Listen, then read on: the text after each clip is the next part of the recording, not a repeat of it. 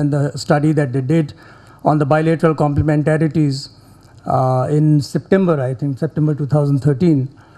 They are extraordinary works, and I think they can form a very solid foundation of academic and research work on the subject. ICRIER has been doing this work with a lot of commitment, and the fact of commitment is clearly evident here by the enormous participation from both sides, particularly to see a great number of faces from Pakistan. I see a lot of faces which are recognized from the past, and I'm happy that this process has gained momentum, which shows the interest in the subject. Let me, however, paraphrase what I have said. Whenever there is a discussion between India and Pakistan on trade issues, willy-nilly lots of emotion comes in. Now, I'm not denying this fact that emotion does drive this process. But I'm also very conscious of the fact that many a times emotion leads to a lot of talking and doesn't support that talking with the same amount of action. I think a time has come when there is a need for action and rather than emotion. Emotion is inherent, is natural, is accepted. And I think everybody recognizes the connect of history, the connect of geography, the connect of man-to-man relationship. And therefore, nobody can deny that these two countries essentially evolve from the same stock of emotion, same stock of culture, same stock of understandings of situations. And therefore, it is most natural that a trade thinker or a trade diplomat or a trade negotiator must draw upon this emotion to build up a sound relationship. So therefore, I am happy about that. But I think a time has come when we need to contextualize the bilateral trade relationship in a bigger setting. And this is where Professor Chadha made a very categoric observation. We need to look at India-Pakistan relationship in the broader regional context and where we are. And he brought out the statistics, he referred to his study, and well, I am aware of that, the situation that intra-SAARC trade is the lowest in terms of integration within the region. Now, I don't want to get into the reasons. There are reasons which lie in history, there are reasons which lie in so-called non-tariff barriers, there are reasons which lie in fully liberal trade among countries of the region. But there are also reasons which need to go into some more thinking on how do we want to shape this region on trade and economic issues over the next 10 to 15 years. How do we look at our rules of origin? How do we look at SAFTA liberalization? How do we want to integrate with the global economies? Do we want to do it all alone, India all alone with the world, or do we want to create a regional basis for manufacturing and services? Now, this thinking does happen in the context of SAARC. But whenever it comes to individual bilateral relationships, we fail to contextualize the bilateral relationship. I think it is extremely important. If you look at any of the regions which have done remarkably well in terms of integration, whether it is European Union, whether it is NAFTA bloc, whether it is Southeast Asia, every which way you look at, and you will find there has been a tremendous amount of work which has been done to get these countries of these regions integrated. Now, that is a very, very slow-moving process. Despite the fact that SAARC has devoted a lot of time to regional integration, the regional integration as a subject has not come as effervescently, as fluently to the trade people associated with trade, whether they are in the government or whether they are outside. And we have not effectively tried to see how we can build up our own elements of this regional integration. For example, I was reading the paper which was given to me by Nisha. where discussions are on, for example, sectoral issues, pharmaceuticals, automobiles, chemicals, and a whole lot of others, textiles and so on. Now, there is a perception that, and particularly in the context of India and Pakistan bilateral trade, and the context of the, the fully liberal trade between two countries, I don't want to give it the name which is very often given. The limited point I am making is that we have never tried to look at how value chains within those specific sectors can play out. We have always been very apprehensive, particularly on the Pakistan side, has been very apprehensive of opening up in automobile sector, for example, or in pharmaceutical sector, or in any other sector, agriculture.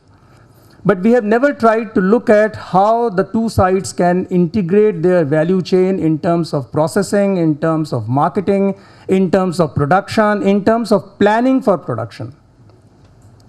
If we recognize the fact that all 8 countries of this region, the SAARC region, are all developing countries, 4 of them least developed countries, 5 of them least developed NSV, and only 2 countries, India and Pakistan, are the developing countries.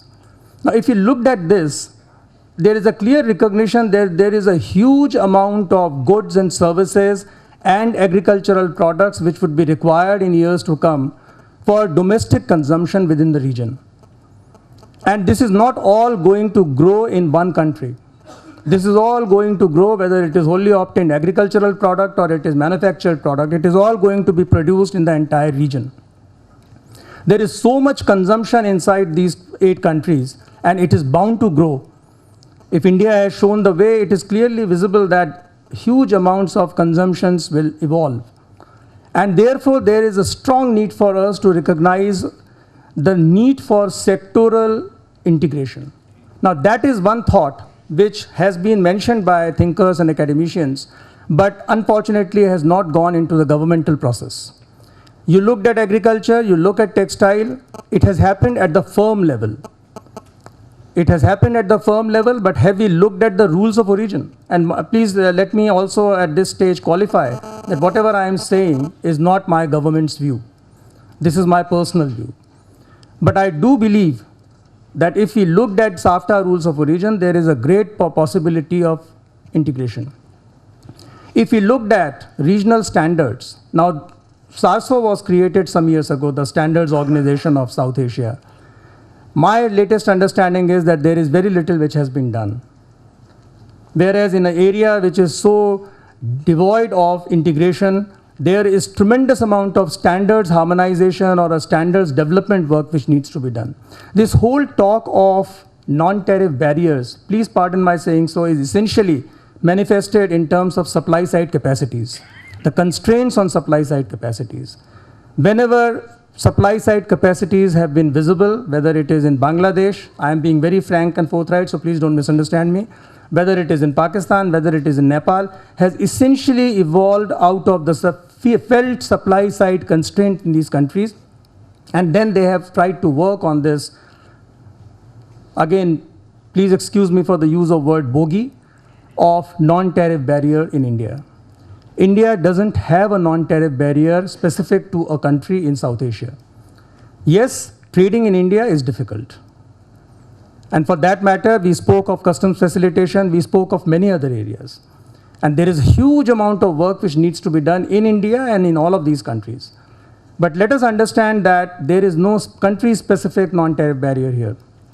What is important is that let's not couch our apprehensions in constraints on supply side. And that is where we need to work.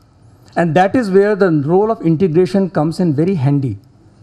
We have not tried to look at sectoral integration. It has happened willy-nilly. For example, when LDC negative list was dismantled by India last year, or year before last year, it clearly was a signal to the Bangladesh weaver to buy from India, because it made a lot of economic sense. And you can now see that a lot of yarn and fabric is being sourced from India by a Bangladesh garment maker. So it is a firm level recognition which has happened. But are we driving that process? In some sectors we could be, but not in other sectors. So in my understanding, one area which we need to contextualize in the bilateral trade relationship between India and Pakistan is to see how on the platform of regional integration this bilateral relationship can be built. Because there is a big apprehension here. If we don't do this, then there is a new paradigm which is building. And that paradigm is the BBIN paradigm, the Bangladesh, Bhutan, Nepal, India paradigm. I have spoken about regional value chains. I think one factor which has not allowed some of the countries of the region to integrate better is a natural benefit that they get out of the GSPs and GSP pluses in the EU and US. Someday, these benefits will stop or will reduce. For example, India has already seen that some major sectors, this year about 20% of India's GSP trade to EU was withdrawn because of India's reaching those thresholds. Now, we need to recognize that GSP is essentially a temporary phenomena which will someday disappear. And therefore, it is all the more necessary for us to recognize, to create these regional value chains and build up an ecosystem around those value chains. I have already spoken about the sectoral cooperation. Professor Chadha spoke about services. Now, this is one area which again has been afflicted by a very twisted logic, which unfortunately has always manifested in a need of some countries at unskilled migration, a perceived need. We need to recognize that if we want to become global players in this region, we have to somehow be able to offer services at those levels of competence and efficiency which are globally recognizable. Now today, unfortunately, all of us, barring a few sectors, for example, the information technology sector in India, we are still at a very primordial stage of services development. I have been observing the way in which all the countries have been negotiating the services agreement. And those of you who are aware would be clearly, would accept what I say, that there has been very little desire to come out to participate in this process. It appears more like a process which needs to be formally concluded. But none of the participants, despite the fact that at one point in time India was all prepared to go to liberalize very substantially, but then these are, as you know, these are all reciprocal issues. So we have to recognize that if we want to create a sound basis of developing our own value chains, our own sectoral cooperation, then we also need to integrate in the services sectors. And that is where the issue of skilled manpower comes, that is where higher education and vocational education comes, that is where healthcare comes. Now this regional approach to improving bilateral relationship, I think is something which again Professor Chadha mentioned about sustainability and stability. Because you look at India-Pakistan relationship, I have not seen that statement, but I'm sure he has reflected that. Some years you have sugar imports, so the figure goes up. Some years there is wheat imports, so there is a figure which goes up, then it suddenly goes down.